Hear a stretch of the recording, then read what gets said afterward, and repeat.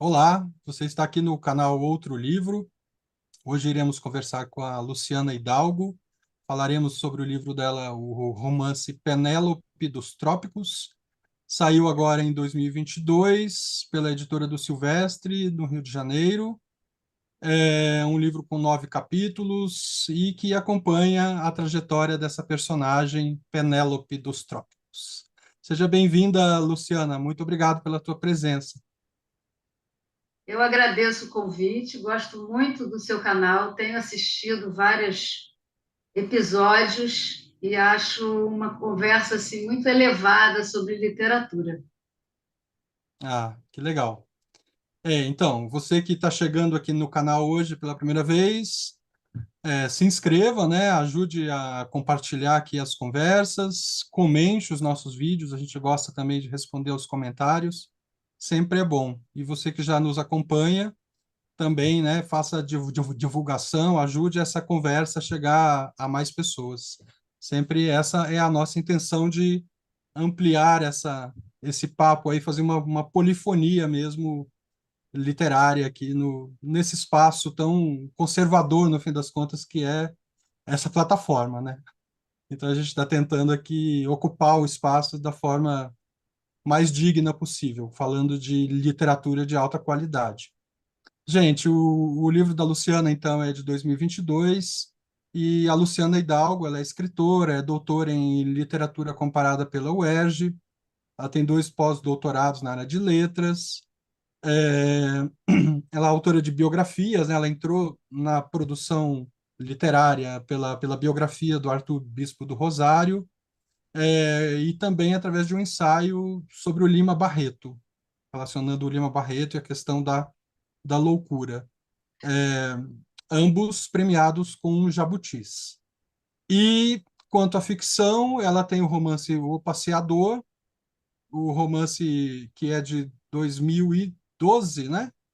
Rio, Paris, Rio, é, 2016, Luciana? Isso. Né?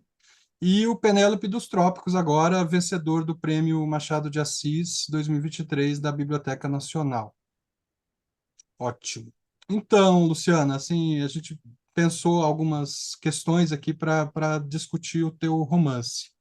A primeira seria sobre, acompanhando, né, esse seu percurso de publicações ficcionais, os romances, há uma espécie de aproximação cronológica ao presente, né? E esse romance, A Penélope dos Trópicos, é todo o presente, né? De certo modo, a nossa contemporaneidade brasileira tão trágica, né? E você traz uma releitura da épica para esse momento trágico, né? Dos últimos anos. Como é que foi esse percurso, assim? Por que, né, dar essa resposta urgente a esse período trágico recente, né? Porque você tinha trabalhado com uma ficcionalização ali do Lima Barreto, depois uma ambientação no período dos anos 60, né, 68, e agora esse romance que traz uma resposta ao presente. Por que isso e de que natureza você pensa que essa resposta esteja contida aí no seu romance? Muito legal, por sinal. Ah, obrigada. Então, eu comecei no jornalismo, né? Trabalhei nas grandes redações de jornais no Rio de Janeiro e sempre me incomodava com a fugacidade, né, do que eu escrevia no jornalismo, né? Sempre se disse isso antigamente, né, nos jornais de papel, né, quando era um outro contexto, né, mas que o jornal de hoje embrulhava o peixe de amanhã, embrulharia o peixe de amanhã, né?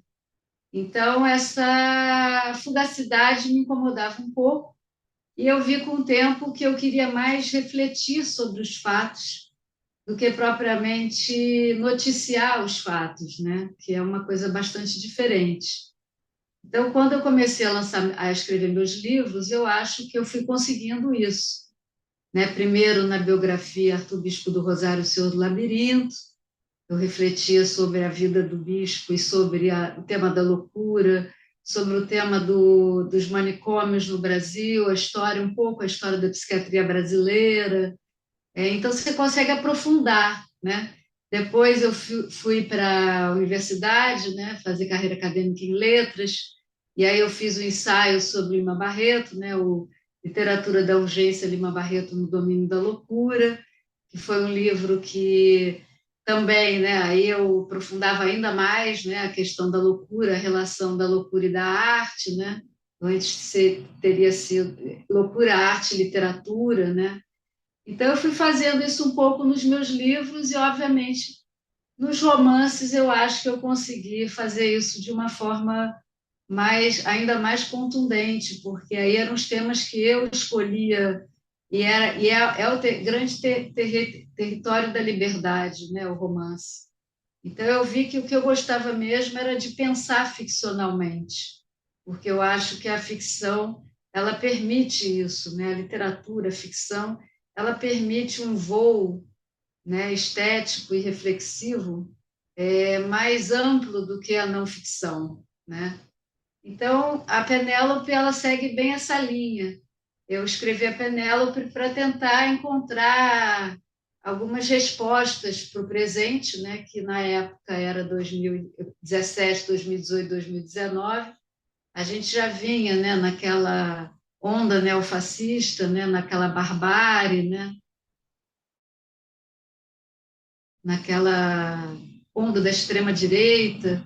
E em 2019, que foi o primeiro ano do governo, né, de extrema-direita no Brasil, eu realmente estava muito perplexa diante de tudo, né? E acho que muito, assim, além de todo o contexto da violência, das violações de direitos humanos, de tudo que vinha junto, né, da questão do moralismo, de tanto autoritarismo em tantos setores, né? Eu estava bem chocada também com o desprezo daquele governo pela cultura, pela educação, pelos intelectuais, pelos artistas, pela literatura e pelo livro, né? São pessoas que não leem, né? E que por isso talvez ignorem e desprezem e menosprezem, né, a importância da leitura. Então, quando chegou perto da pandemia, eu já estava eu já estava começando a ler Paideia, né, a formação do homem grego do Werner Jaeger. Estou aportuguesando o nome do autor, que eu sempre acho melhor. E Paideia foi para mim assim, eu já tinha lido muitas coisas sobre a mitologia grega, eu sempre me interessei muito por esse assunto, pela Grécia Antiga, pela Antiguidade Clássica.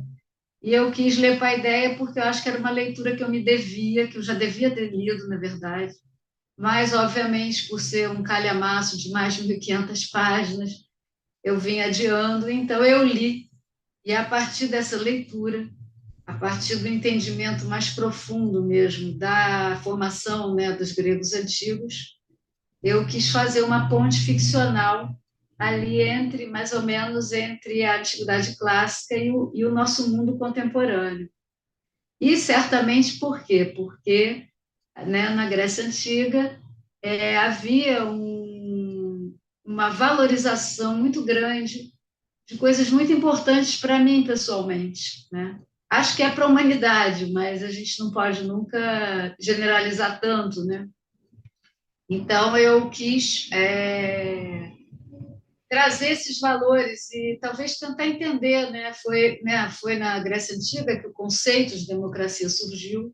Então, como a gente vivia a antidemocracia, eu quis tentar entender isso e trazer um pouco desses valores, né, tão caros aos gregos antigos, né, a questão da ética, né, a questão a importância da educação, a importância da cultura, a importância da filosofia, da arte, tudo isso ligado ao Estado, à cidade-estado, né, a polis, né, a política que deriva da polis, né?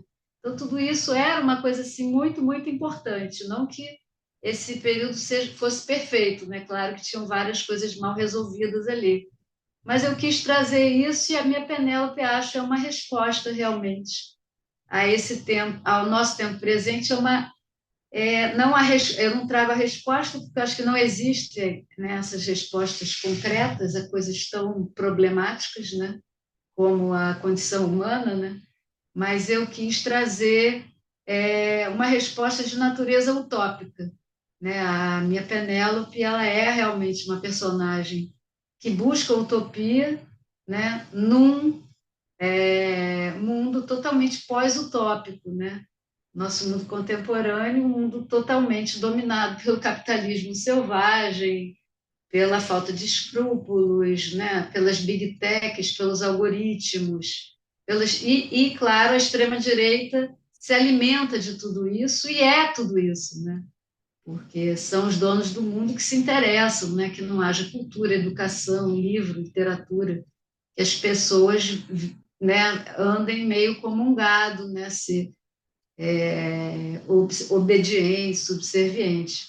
E a Penélope é exatamente isso, uma resposta, né, uma tentativa de contrarrespostas, mas mostrando que é possível dar contribuições, né, a esse mundo meio distópico, né? Sim, sim.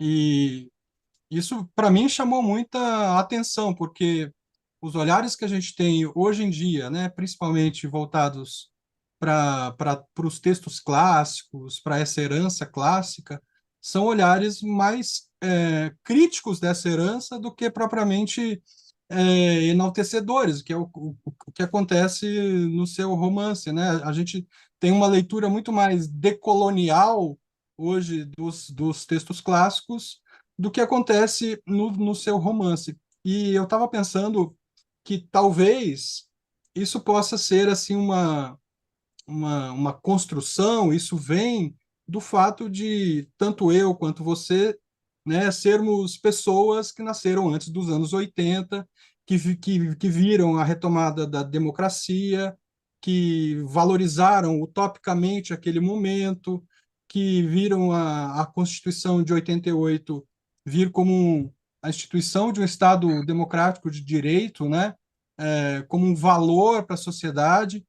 E eu, particularmente, me senti muito fracassado com esses últimos anos, fracassado enquanto geração, enquanto contribuição da minha geração para a sociedade brasileira, diante de tudo que aconteceu aí nesses últimos quase 10 anos já, né? E eu acho que a sua resposta toca num ponto que não vem sendo tocado, que é justamente resgatar esses valores tão nobres e necessários da polis, da cidade-estado, do livro, da cultura, do humanismo, né? Então, eu gostei muito do seu livro por essa resposta mais enviesada, que talvez as novas gerações não tenham tanta abertura para ela, né? Porque, por exemplo, estava pensando no livro da Luísa Romão, que faz uma contra-Ilíada, né? E o seu livro, de certo modo, se apropria dessa herança grega como um valor positivo. Eu acho isso bonito, assim, pro momento ficcional, né? E aí até queria te perguntar um pouco sobre como é que você define essa relação do seu romance com o texto da Odisseia, né? Particularmente, e o quanto isso é, faz com que o seu livro também seja uma resposta a, a toda a desigualdade social sobre a qual se construiu o Brasil, ao autoritarismo político, ou seja, ele amplia, ele não é só uma resposta ao presente, no meu entender. Parece-me que ele permite com que a gente dê uma resposta aos desmandos e a uma cultura complicada, patriarcal, homofóbica, violenta, de 500 e poucos anos de história, né? Então, como é que você pensa a sua relação, a relação do seu livro com a Odisseia, especificamente? Se algo disso que eu falei faz sentido, se não faz? Faz todo sentido. Eu acho que justamente, eu não quis em nenhum momento reescrever, né, a Odisseia ou fazer uma anti-Odisseia, né? Eu quis conversar com a Odisseia, eu acho. Eu acho que eu quis conversar com a Grécia Antiga, eu quis conversar com a Penélope original, né? Mas a minha Penélope, ela é uma personagem que, ao fazer a ponte, né, para o contemporâneo, ela é totalmente deslocada daquela geografia, né, e daquele contexto, daquele tempo, né? Na verdade, a minha Penélope, né, é uma arquiteta que o mais importante para mim é que ela não fique em casa esperando marido algum, nem nenhum herói voltando da guerra, né? Ela tem muitos pretendentes e também muitos pretendidos, né? Mas eu quis realmente, um lado, eu acho que o lado que eu mais quis conversar com a Odisseia, com aquela Penélope, foi assim no sentido de estilhaçar mesmo aquele mundo hipermasculino, viril, né? Do Homero, da Grécia Antiga, né? Aquela ideia dos guerreiros, aquela sociedade realmente muito centrada no homem, no masculino e, obviamente, com tudo isso, era um mundo muito machista, né? Então, eu quis realmente criar uma Penélope que fosse realmente a protagonista da própria Penelopeia, né? Eu até coloco Penelopeia como título de um dos capítulos, né? E com isso eu acho que eu consegui, ou pelo menos eu tentei, né? Espero ter conseguido uma universalidade, ou seja, como você falou, ampliar, né? Uma amplitude maior de tudo isso, porque assim eu falo um pouco do neofascismo, do autoritarismo, de uma forma mais universal. Por exemplo, eu não falo, né, em nenhum momento que o livro se passa no Brasil ou no Rio de Janeiro, né? E eu acho realmente que os brasileiros, leitores brasileiros, eles leem e eles entendem que aquilo é o Rio de Janeiro, né? Porque até fala do sotaque, né? Tem coisas assim muito, mas em nenhum momento eu cito isso, porque eu acho que qualquer pessoa, né? O mundo inteiro vários países vivem atualmente, né, ondas neofascistas ou vivem mesmo em ditaduras, né? Então eu acho que é uma forma de você falar sobre tudo isso de um outro lugar, de uma forma mais ampla, né, que você reflete sobre tudo isso, como eu falei um pouquinho antes, né? Eu acho que é o grande encantamento da ficção, né? Eu acho que é a grande possibilidade que a ficção abre, né? E acho que você conseguir fazer coisas, refletir sobre assuntos de forma mais universal, né? E isso eu acho que é feito realmente pelo trabalho incansável da linguagem. Perfeito. É, Luciana, tem assim, você propõe esse título, né? Penélope dos Trópicos. Isso passa a ideia já de um contraste, né? Essa Penélope num ambiente tropical, algo barroco, né? E, e a voz narrativa faz a construção dessa protagonista, né? Nas suas relações humanas, sociais, na sua vivência interior, né? Faz essa construção de uma forma muito complexa, eu acho, a voz narrativa, por conta de não definir exatamente essa Penélope. Ela, ao mesmo tempo, é uma mulher que se define muito pelo rodopio, pela associação com o voo dos pássaros, com um instinto voltado para a curva, né, e ao mesmo tempo há esse contraste com esse ideal grego, humanista, do homem superior, da linha reta, da geometria, né? Então, eu queria que você pudesse responder como é que você pensou esse conflito no fim das contas, né? Porque eu acho que ele que dá sabor ao seu romance, né? Porque ele torna o seu romance complexo, porque a Penélope nem é totalmente tropical no sentido da curva, do barroco, né, dessa hesitação, dessa instabilidade, mas também não é essa figura, né, totalmente grega que lhe foi assim passado muito pela educação, né, pela genealogia, como você constrói bem no romance. Então, eu queria que você pudesse pensar um pouco esse conflito entre o tropical e o grego, né, nesse sentido mais racional, geométrico do universo helênico. Ah, gostei muito do seu comentário. Gosto muito desse conflito. Na verdade, é engraçado porque eu não vejo muito como conflito exatamente, eu vejo mais como um complemento, sabe?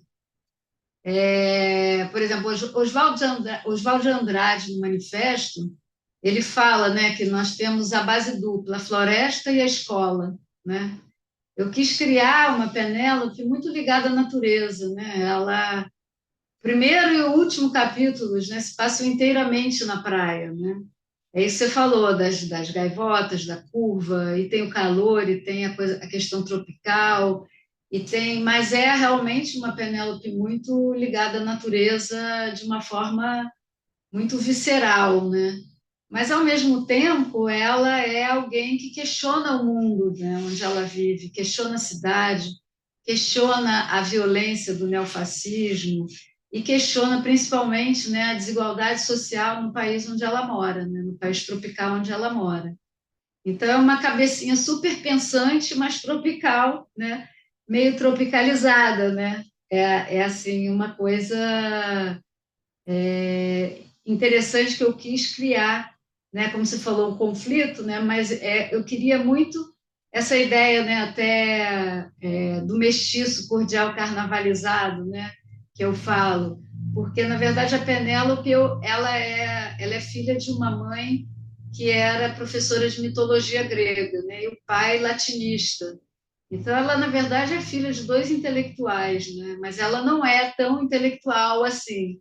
Ela tem uma herança intelectualizada, ela não chega a ser uma intelectual, mas ela tem todas essas contradições, né? E eu quis trazer essas contradições todas realmente para criar uma personagem que fosse assim ao mesmo tempo, né, um símbolo, né, desse país, né? E ao mesmo tempo assim uma espécie de, como é que eu vou dizer,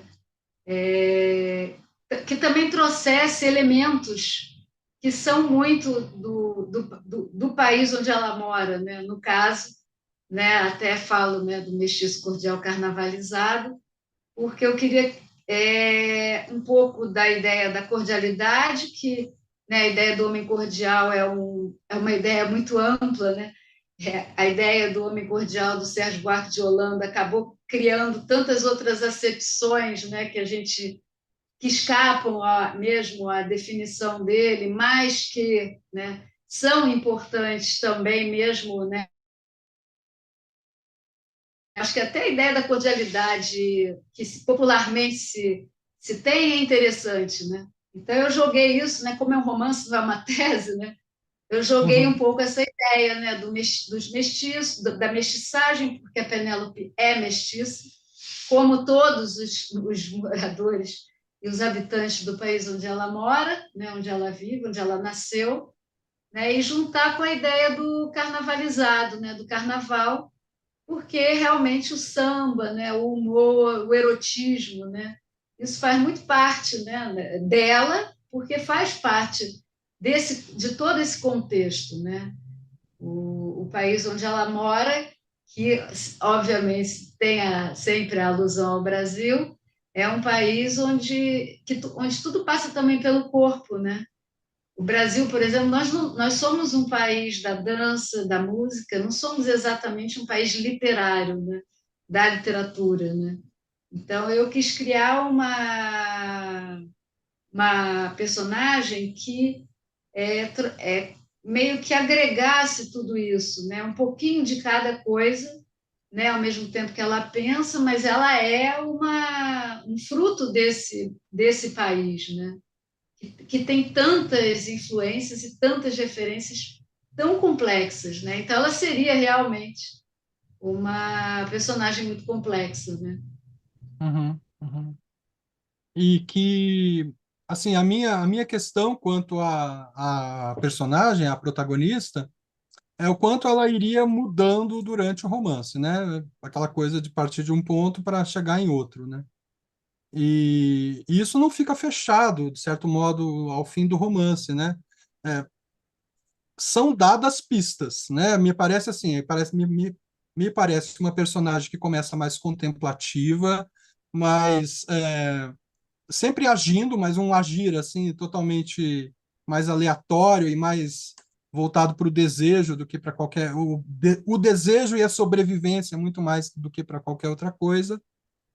E aos poucos ela vai tomando ciência do momento, né?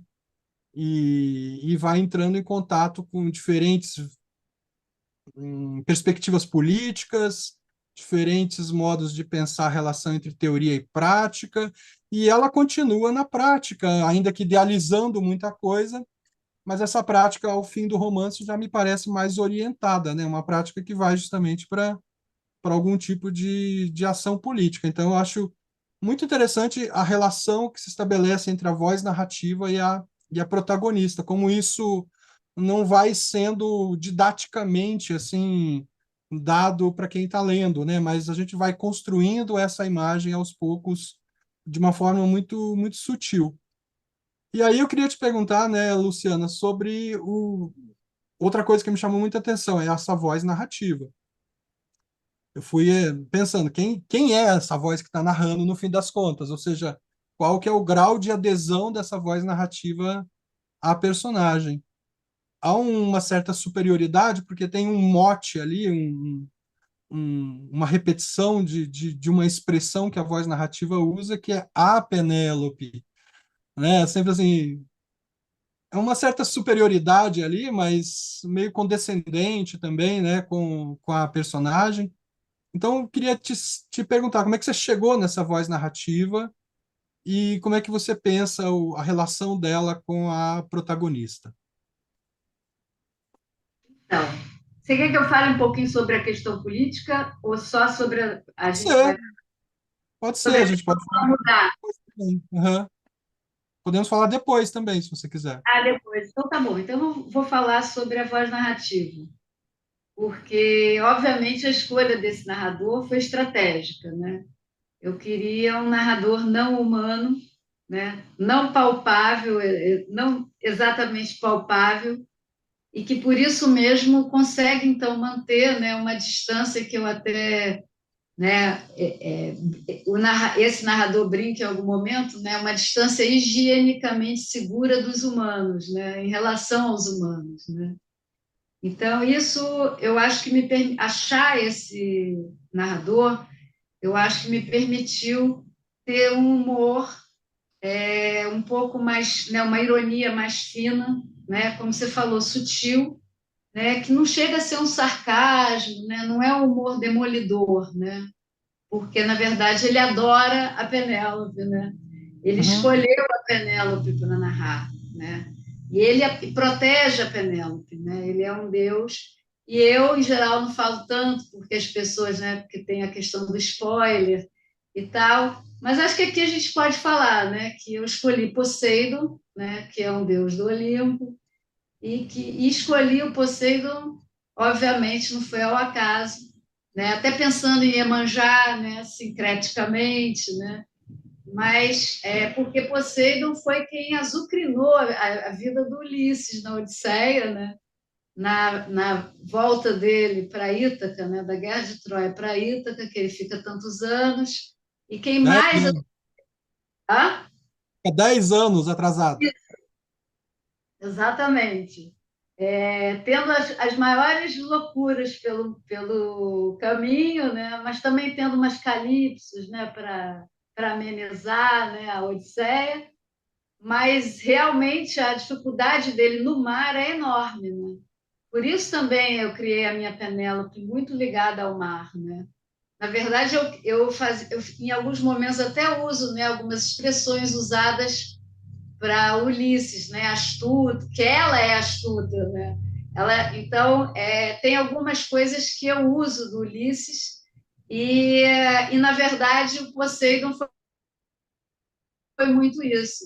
Eu queria que esse Deus que tanto dificultou a vida do Ulisses, né? Que ele adorasse essa Penélope, que é muito ligada ao mar, né? Que vai para o fundo do mar, que fica lá do lado, né? Dos surfistas, dos kitesurfistas, que tem uma relação com o mar realmente muito, muito especial, né? Assim, muito importante, né? No romance, a ponto de, né? Como eu falei, o primeiro e último capítulo se passa inteiramente na praia e muito dela no mar, né? Lidando com a dificuldade, né? Principalmente no primeiro romance, em que ela lida com a dificuldade de um mar muito tempestuoso, né? É um dia de tempestade, de sudoeste, né? De um vento que sopra muito forte, né? Então eu quis criar essa voz narrativa que realmente, como você falou, ele consegue uma certa superioridade narrativa nesse sentido, mas como ele gosta muito dela, ele é muito condescendente com ela, né? Então eu quis criar realmente toda essa ideia, mas é claro que ele tem um olhar muito irônico em relação ao mundo inteiro, mas em relação aos escolhidos, não. Ele é mais legal, né? Ele é mais condescendente com os escolhidos, e ela é uma escolhida. Né? Exato. É, uma coisa que eu estava pensando, né? Você está falando sobre essa emergência neofascista, sobre o autoritarismo, sobre essas questões sociais e políticas todas que nos acometeram recentemente e que nos acometem também nos 5 séculos de nossa história, mas com um olhar muito voltado para o presente, né? Para essa urgência de uma resposta ao presente, que é algo muito constante na literatura que tem passado aqui pelo canal Outro Livro. O canal tem 1 ano e pouco, então você deve imaginar que quase tudo, né, que se escreveu contemporaneamente seja uma resposta ao presente. É incrível como a literatura contemporânea elegeu o contemporâneo como uma necessidade, né? Mesmo quando se fala de outros períodos históricos, por exemplo. Mas no seu texto isso fica muito evidente. Então, há uma discussão política muito forte no seu romance. E o que eu queria te perguntar é um pouco como é que se deu esse endereçamento político, né? Porque parece que no romance uma das questões é essa oposição entre teoria e prática. Aparece muito a discussão da valentia, da revolução, dos diferentes tipos de ação política possíveis no momento contemporâneo, né? Então, o que eu queria te perguntar é um pouco isso, como é que se há uma tese política no seu livro, como é que foi a construção dessas desigualdades e da construção social, né, no romance, se você tem uma tese ou se você preferiu, no fim das contas, jogar todas as diferentes perspectivas. Claro que o seu olhar é crítico, né, no fim das contas, mas há também as diferentes perspectivas ali acontecendo, né?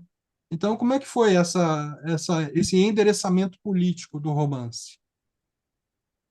Eu acho que faz parte do meu projeto literário, né? Sempre eu acho que fez conjugar política e estética, né?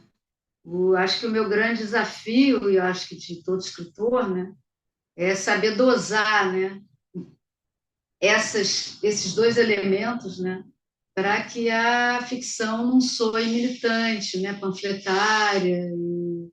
Eu não tenho nada contra a literatura militante panfletária, né, mas eu acho que por exemplo, né, tenho uma visão, por isso que eu acho que eu saí até do jornalismo, né, eu acho que eu não tenho uma visão factual, eu não me contento com os fatos.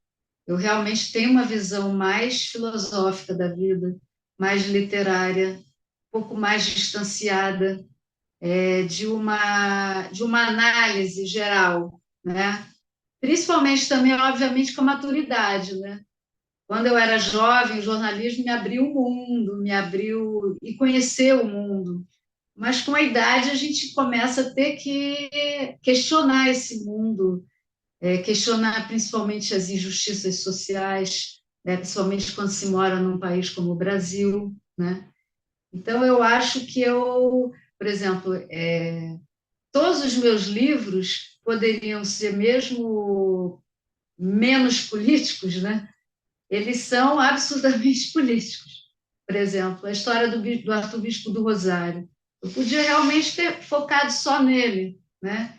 Só na vida dele, no dia a dia, né? Na colônia Juliano Moreira, onde ele viveu durante quase 50 anos, o hospício aqui, né, lá no Rio de Janeiro. Eu podia ter ficado um pouco somente na obra dele, que é magnífica, né, que é extraordinária, a obra que ele criou dentro do hospício. Mas eu acabei mergulhando, né, na história da colônia Juliano Moreira, na história da psiquiatria brasileira, no absurdo que foi, né, todo um sistema psiquiátrico antigo que era, né, mais do que médico, ele foi punitivo, também punitivo, né? Então eu acabo falando muito da hierarquia, de como esse país perdia todo o poder, ele era um nada, né? Diante da questão do Estado, porque o Estado, no hospício antigo, até os anos 80, o paciente no hospício público, no hospital psiquiátrico público, ele só saía com a alta do médico, né? Ele não, na clínica psiquiátrica particular, não. E aí a gente já vê as questões políticos sociais, né?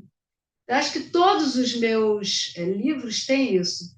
Por exemplo, no Passeador, né? O passeador do título é o Lima Barreto, é Afonso, é o jovem Afonso, que é o jovem Lima Barreto. Eu faço uma ficção em cima desse jovem, Lima Barreto, que anda pelo Rio de Janeiro, né, que na época passava por aquelas obras radicais do prefeito Pereira Passos, né, no início do século XX, e era uma ideia da elite, né, de transformar o Rio de Janeiro numa Paris tropical, com isso expulsando, né, os pobres, na maior parte pobres negros, né, expulsando para as periferias, e eu coloco, então, o Afonso, né, no centro dessa cidade em metamorfose, né, que foi a vida do Lima Barreto isso, ele era um flaneur, né, o Lima Barreto era esse flaneur, mas eu crio uma ficção em cima disso, colocando ele basicamente como esse passeador que anda por essa cidade, mas dentro da ideia do Baudelaire, de Flaneur, né, como um homem crítico, né, que critica tudo, né, que parte, na verdade, dessa cidade, né, para tecer considerações filosóficas, históricas, para ser muito crítico em relação a tudo, ao racismo. E ele é aquele corpo negro, né, que anda por uma cidade que é totalmente excludente, elitista e racista, né? E no Rio Paris a mesma coisa. Eu faço, né, da política, né? Eu pego aquele momento, aquele período, né, da ditadura civil-militar no Brasil, dos anos 60 e 70, e coloco dois jovens, né, a Maria, que é neta de um general envolvido no golpe, 64, e o Arthur, que é filho de um jornalista comunista. Coloca os dois exilados em Paris, tentando reprimir esse passado dos dois, convivendo com exilados de outras ditaduras, na época, né, que ainda tinha ditadura na Espanha, em Portugal. Eles convivem com outros exilados, eles vivem aquela liberdade toda do maio de 68, com os estudantes franceses, mas eles estão sempre totalmente assombrados pelo autoritarismo no Brasil, né? Então, eu acho que a política, às vezes a gente confunde, né, muito política com política partidária, né? Mas, na verdade, a política é a nossa postura diante do mundo, né? A política é o nosso posicionamento contra as injustiças, é como a gente se posiciona no dia a dia, né? Então, eu sempre peguei esse viés, né? Acabei seguindo um pouco a linha do Lima Barreto, que era muito combativo, né? E como disse o Nicolau Shevchenko, né? A literatura como missão, né? Uhum, Mas não pensava nisso racionalmente. Mas, como acho que sempre elaborei esteticamente muito os meus romances, acho que nesses 3 romances que eu tenho publicados acabam sendo uma trilogia realmente muito sobre o Brasil, né, que vem, né, desde a Belle Époque, 1968, a ditadura no Brasil, e a Penélope, obviamente, se inscreve muito nessa linhagem, né? Eu acho que ela é alguém com quem a gente se identifica, né? E eu acho que para voltar ao que você falou na sua pergunta, né? Eu acho que ela é assim. Eu quis realmente fazer uma personagem complexa. Então, por exemplo, ela, vamos supor, ela conhece, né, o Lucas, que é filho de operário, que estuda comunicação, que lê o Capital, né, lê Marx, e leva ela para as manifestações. Ela antes era mais passiva em relação a tudo isso. Ela era intelectualmente crítica, mas ela não participava de grandes coisas. E ali no meio do livro ela participa de uma manifestação. Ali parece que ela vai radicalizar com o Lucas, mas ela não radicaliza. Aí ela uhum, conhece o Del, né, que é um professor de grego e que faz, né, umas reuniões filosóficas, políticas na casa dele, né, com os gregófilos. E ela então parte para esse outro viés. E eu acho que eu quis isso, assim, esse meio termo, porque a gente nota que, primeiro, que a gente vê assim, no Brasil, o que ficou claro para mim desde 2016, desde que houve o golpe de 2016, a derrubada, né, de um governo legitimamente eleito, é que não há uma extrema esquerda no Brasil, né? Existe uma extrema direita, mas não existe uma extrema esquerda, né? Então, eu quis, por exemplo, criar o personagem Lucas por causa disso. Eu queria um personagem de extrema esquerda que existem poucos, existem pessoas assim, mas até no mundo inteiro, né? Mas essas pessoas estão tão reprimidas, né? Elas estão tão acuadas e desarticuladas, né? Que até uma ideia de revolução, né? É totalmente fictícia, não existe. Eu acho hoje em dia, diante, né, de todo mundo nos seus celulares, totalmente guiados, né, pelos algoritmos, né? Tem uma hora que eu coloco, né, no capítulo dos gregófilos, né, que o uhum, Theo fala que o algoritmo é o novo Zeus, né? E é meio isso, né? Então eu quis realmente fazer isso. Então ela muda, ela realmente a Penélope muda muito, mas eu acho que de uma forma verossímil, né? Eu não quis fazer uma coisa inverossímil e fictícia, e tão fictícia, né? E tão fora de uma certa. Tem uma complexidade, mas tem uma lógica dentro da personagem que não faz com que ela seja totalmente inverossímil. uhum. Sim, sim.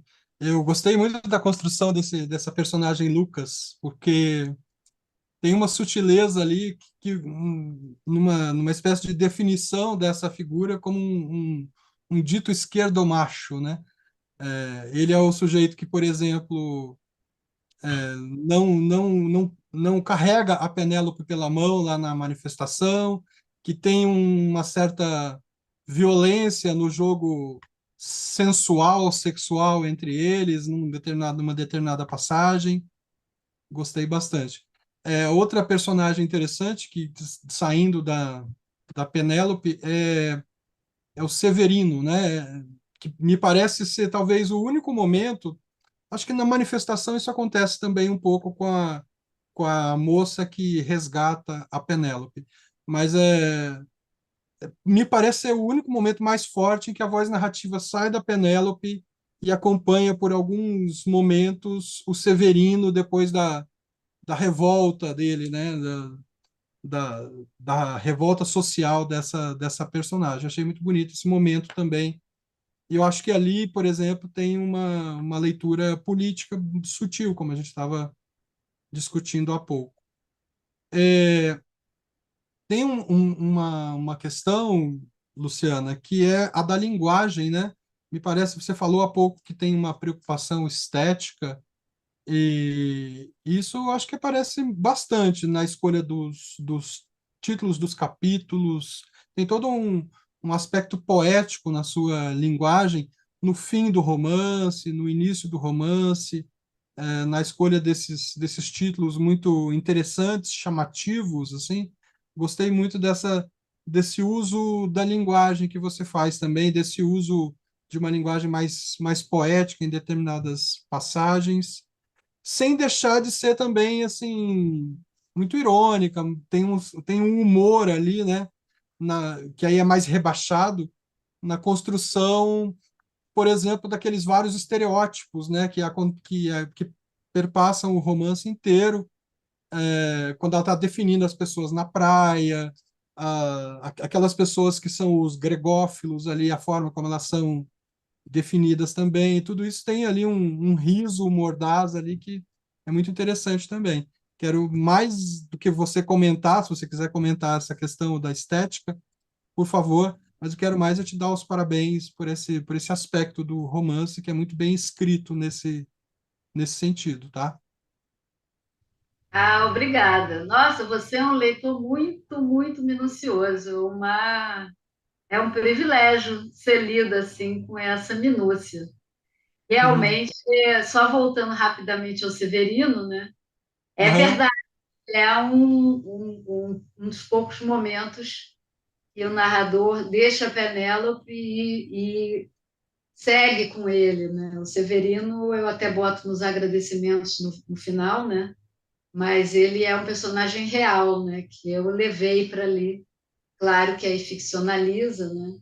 Mas foi um faxineiro que eu realmente conheci, né? E que vi ter uma revolta daquela, quebrando, né? Os carros do prédio, né? Onde morava, e esse tipo de revolta social, né? E que a gente entende totalmente, né? A gente entende, quem mora no Brasil entende que isso é mais do que legítimo, né? Essa revolta. Então, o personagem para mim também tem um lado muito afetuoso, assim, né? De eu ter conhecido, ter vivido essa história e ter me tocado assim muito, porque a gente às vezes se pergunta como que não tem mais isso, né? Como que não tem Uhum. mais revolta, como que não tem mais revolução concreta, né? Mas quanto à linguagem, quando eu acho que eu fui fazendo uma graduada passagem, né, da não ficção para a ficção. Então, quando eu escrevi o meu primeiro romance, O Passeador, já era 2008. Eu já tinha, né, já tinha defendido minha tese de doutorado, já tinha sido jornalista por 10 anos, já estava na vida acadêmica há quase 10 anos de novo, já dava aula no Instituto de Letras da UERJ, com uma bolsa de pós-doc, né? Então, eu já tinha lido muito e acho que, de início, eu me perguntava se eu teria condição, né, de ter uma parte criativa, né? Que não dependesse das muletas, né? Que tem o jornalismo, que tem né? A academia, né? A gente Uhum. tem, eu chamo de muleta, mas coisas em que a gente se apega, que a gente se apoia, né? Um pouco para escrever, né? Então, você vê que o Passeador, eu tinha ainda um apoio, né?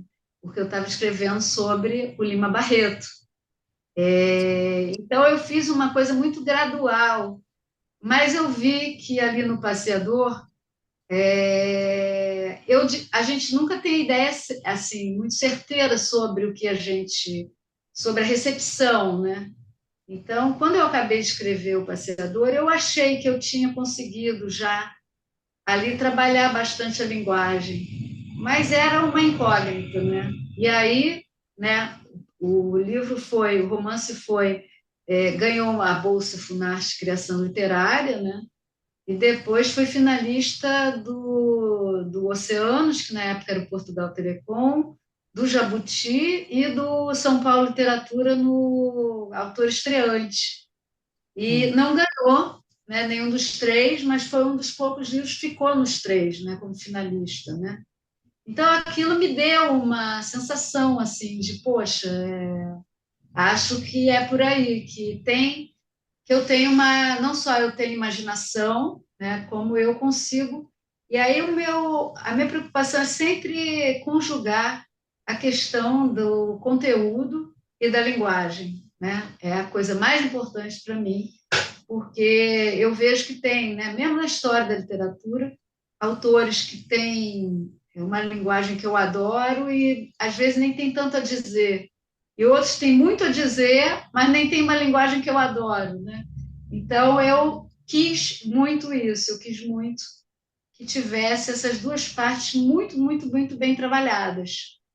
E aí, assim, eu não tenho método, né, para falar um pouco sobre o trabalho, sobre o processo de criação, eu não tenho realmente nenhum método, eu não faço nenhum tipo de esboço, eu não faço uma estrutura do romance anteriormente, eu não tenho a menor ideia dos personagens que vão vir, não tenho nenhuma ideia mesmo.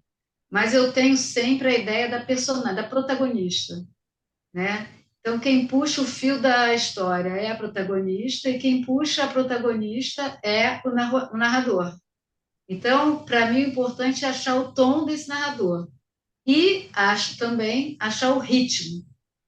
Então, eu vejo assim que o que me leva muito no dia a dia da escrita é uma musicalidade que eu acho que eu tenho no meu texto. Eu tenho isso desde. Eu ouvi isso no jornalismo. Alguém me disse: Nossa, o texto é tão musical, a gente vai lendo e não vai parando, né?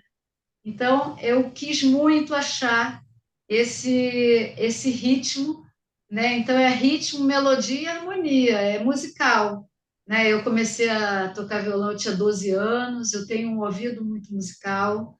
Eu ouvia, quando era pequena, muito Chico e Caetano, que meu pai ouvia, né? Aquela poesia cantada, né? É uma poesia cantada, né? Então, eu acho que eu levei essa musicalidade para a minha literatura. E depois vi também, né, que Flaubert dizia, né, que um livro deve ser julgado pela sua leitura em voz alta. Ele dizia que o ritmo é tão importante que um livro tem que ser como um duo de flauta e violino. Olha que imagem bonita, né? Então, eu acho que para mim era muito essa ideia, assim, da música, e eu acho que isso realmente traz para mim o que puxa é isso no dia a dia. Esse é uma música, né? Mas realmente numa linguagem bem poética e bem literária, né? Certamente. Gostei muito desse aspecto, com certeza. E isso, essa fluidez fica evidente também pelo ritmo de leitura. A gente consegue ler um ritmo bastante bom, assim, sem muito, sem muito momento truncado. Isso praticamente eu não percebi, assim.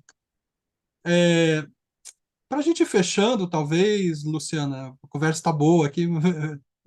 Eu costumo pensar mais ou menos 1 hora aqui dos nossos episódios, nossos programas aqui. O seu romance também é um romance que fala de livro, né? No fim das contas, né? Tem essa presença da paideia que você mencionou há pouco, que é muito forte, orienta algumas das sequências do romance, até da busca amorosa da personagem, Depois tem as leituras da República de Platão, que acontecem, tem as leituras de Marx. É, há alguns anos atrás, nós fomos votar, nós da esquerda, carregando livros, né, naquela eleição de tão triste memória, carregando livros para mostrar a importância do livro, né? Foi uma das propostas daquela campanha. É, e, ao mesmo tempo, o seu livro é sobre livro, portanto. Então, queria que você comentasse um pouco esse aspecto de pensar o livro, né? A gente falou bastante agora sobre escrita, sobre processo criativo, sobre construção de personagem, mas tem esse aspecto que é da finalização, né? Que é da construção do livro. E o seu livro, por exemplo, foi pensado editorialmente de uma forma bonita, tem ilustrações que interagem ali com a ficção, né? Tem esses respiros interessantes da edição mesmo, né? Com aqueles títulos, tem com tipos bem interessantes. É, o livro saiu por uma editora, a editora do Silvestre, então eu queria que você comentasse um pouco esse aspecto do, do livro como agente político e, ao mesmo tempo, esse processo editorial que conduziu à finalização do seu romance. Ah, eu adorei você lembrar dessa nossa campanha, né, de levar os livros para as urnas, porque Uhum, é isso, né? O livro é um agente político, como você falou. Ler é um ato civilizatório, né? Por isso que eu acho que incomoda tanto a extrema-direita, né, que vai contra, né, conceitos civilizatórios, né? E eu fiquei muito, muito feliz porque em 2018 muitos leitores meus do Rio Paris Rio levaram Rio Paris Rio para as urnas e fizeram fotos. Eu falei, sim, nossa, aí mostra isso, né?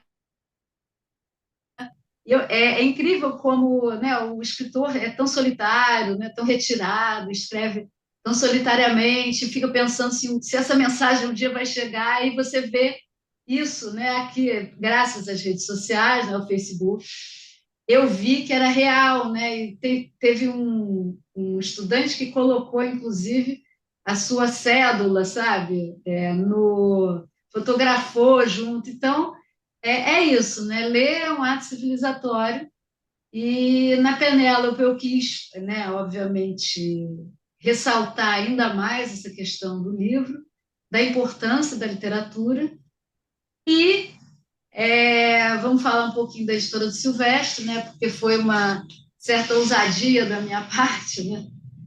E foi o seguinte: quando eu acabei de escrever a Penélope, eu mandei esse livro para uma agente literária de uma grande agência que há muitos anos ficava querendo me ter na agência, queria o meu próximo livro. Eu sou muito lenta, demoro muito, né? Porque eu trabalho demais o livro.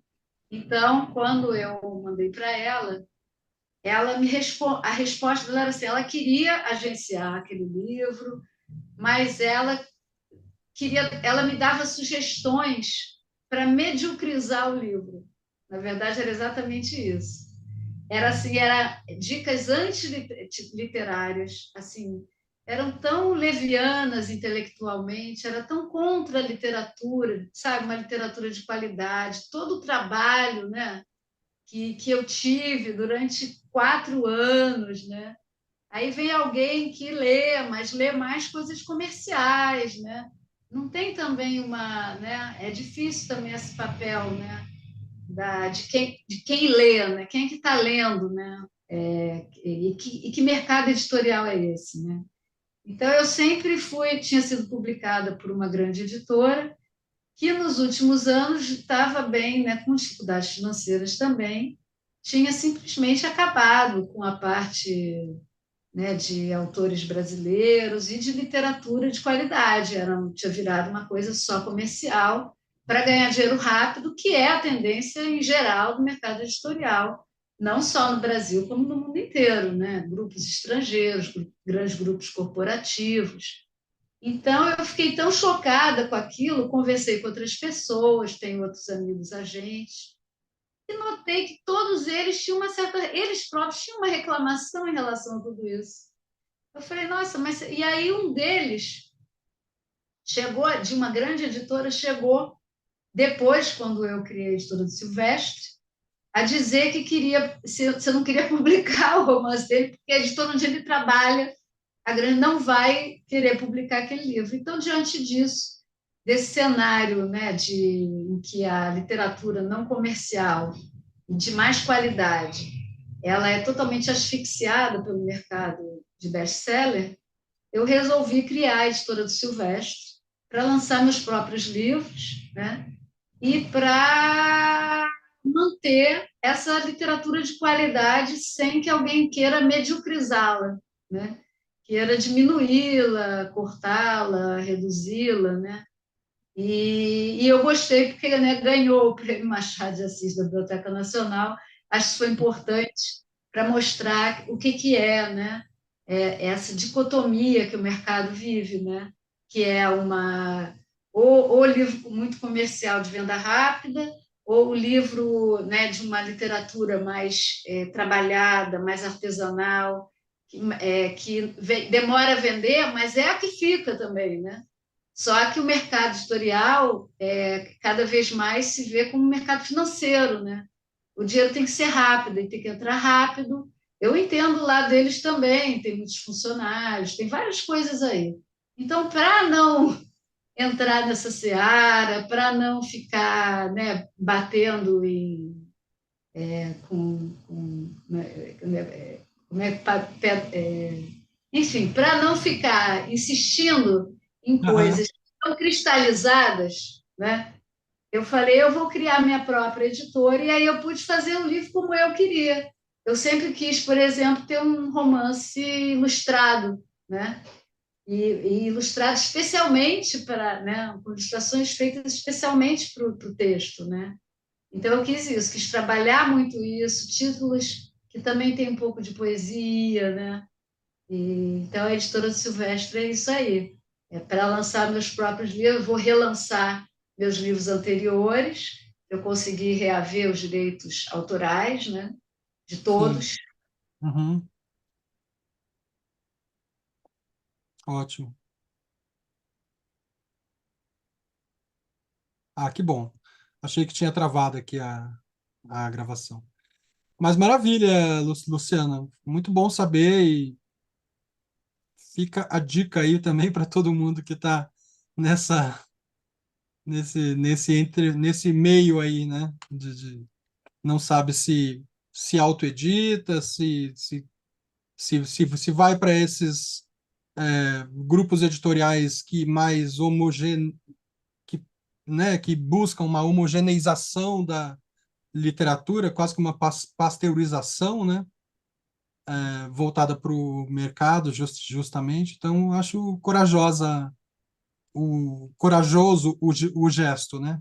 No fim das contas. Mas maravilha, assim, gostei muito da nossa conversa. Acho que gostei muito de ter lido o seu livro. Vou deixar o link no final da descrição também para as pessoas adquirirem, né? Também deixo sempre a dica de irem atrás também nas livrarias. E te agradeço, Luciana. Muito bom conversar contigo. Muito bom conversar com você também. Agradeço muito o convite e vida longa ao seu canal. E realmente acho que vocês elevam muito o nível da conversa sobre literatura na internet. Maravilha. A gente tinha pensado de uma leitura, a gente acabou esquecendo. Você gostaria de fazer? Sim, tem tempo? Sim, a gente pode fazer. Sim, fica à vontade. Então vamos lá. Eu Maravilha. Aham. escolhi um trecho que fala um pouco sobre tudo, um dos trechos um pouquinho mais para o final, um pouquinho Certo. mais poéticos, né? Um pouquinho mais poético e um pouquinho mais ligado à Odisseia propriamente, né? Tá bom. Maravilha. Vamos lá. Penélope adoraria narrar a sua Odisseia em 24 cantos. Contar do seu regresso a esse corpo onde nunca esteve e que é, contra os augúrios de certas gaivotas, contra os presságios de certos profetas, a sua Ítaca. Não Creta, Corfu ou ilhas afins. Ítaca, esse pedaço tão pequeno de terra que boia sólido sem afundar, assim como ela própria ou como a ilha flutuante de Éolo, guardião dos ventos.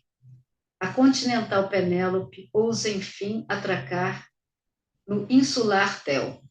Ancora num corpo que apaga da sua memória cutânea marcas de todos os corpos anteriores. E juntos miméticos ensaiam nova gravidade, tragados pela ilusão do eterno, dos pequenos, grandes, magníficos começos. Em suma, segundo a liturgia teogônica, Kairos em Cronos, finalmente. Esse instante raro em que o tímido Kairos toca o implacável Cronos, o belisca, o lambe. É isso, o tempo de um belisco, de uma lambida. E Theo degusta devagar antes que acabe, como o armistício após longo período bélico, quando se crê que um simples acordo de paz, selando o fim de uma guerra, acabará de vez com todas as outras. É isso, a brevidade de uma falsa trégua. Ótimo, ótimo mesmo. Te agradeço, então, Luciana. Falamos hoje aqui com a Luciana Hidalgo, gente, sobre o Penélope dos Trópicos. Recomendo a leitura e deixo o link para vocês adquirirem o livro no final da descrição de hoje. Muito obrigado para vocês que assistiram e até semana que vem com mais outro livro.